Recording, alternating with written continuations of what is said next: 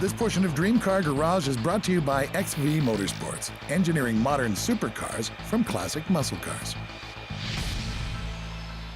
We really wanted to use some of the really neat design aspects that Chrysler used, and the shaker hood is an icon from that period.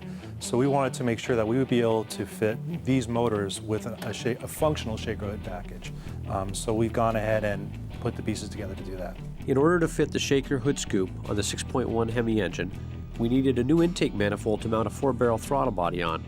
Our design team created a new manifold in SOLIDWORKS 3D software, and then I needed someone to create a prototype for testing. When Sean first approached me, he was looking for a wrapper prototype model to help him out with his new Hemi project.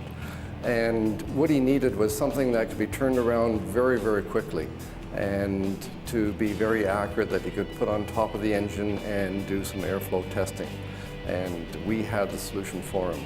At Nova, what we do is we specialize in wrapper prototyping.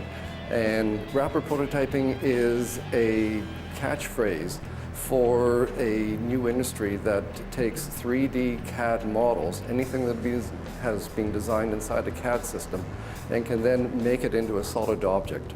And what it does is it takes the 3D design, slices it into cross sections, and then builds it back up again, cross section by adding material. The one that we use for this project is called stereolithography.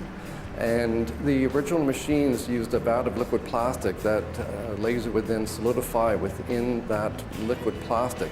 But the new generation that we use is from a company called Objet. And what it does is it puts down droplets of material and solidifies them as it goes. So it's in actual fact a 3D printer, and it prints up layers one on top of the other to actually build your model back up.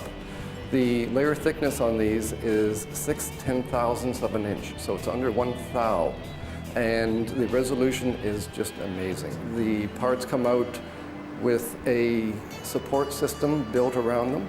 The support, unlike the old system, is now a gel support, and this can be then washed off with a power jet washer, which then leaves no marks on the parts, so you get a very, very good looking part when it comes out.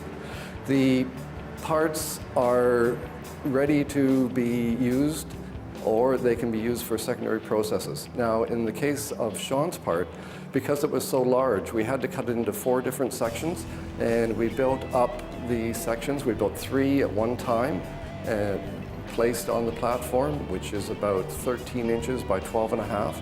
And we have left the 4th part as a separate build, and it's building right now as we speak. Now, the parts come out fully cured, and all that we have to do is clean the support structure off and glue them together. The plastic prototype intake manifold was tested for airflow on the flow bench, test run on our 6.1 Hemi dyno engine, and now that it's been validated, it is ready to be sent to the aluminum foundry for casting and machining in production volumes. Next week, back to Dunnville for some track testing.